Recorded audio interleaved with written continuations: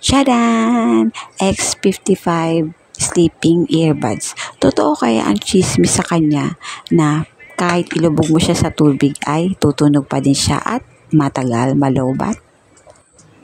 Ayan yung mga laman sa packaging niya. May kasama siyang Type-C cable. Hindi lang siya nasama sa video kasi shy type siya. Char! Tapos yung naririnig yung sound sa background, yan talagang pinakikinggan ko. Ginagamit ko na siya habang nagbibideo. Tapos tingnan nyo, napaka-aesthetic.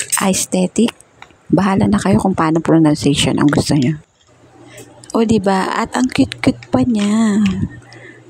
At ang dali-dali niyang ilagay sa tenga. Hindi siya masakit.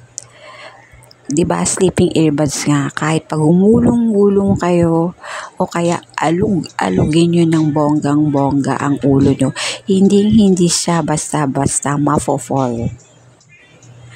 At nandito na nga tayo sa exciting part, ang lublub portion. O, diba, nilublub ko siya sa tubig.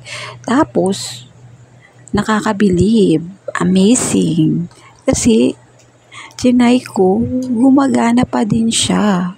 Tingnan nyo, ayan pinagpagpagpag ko lang siya para maalis yung tubig.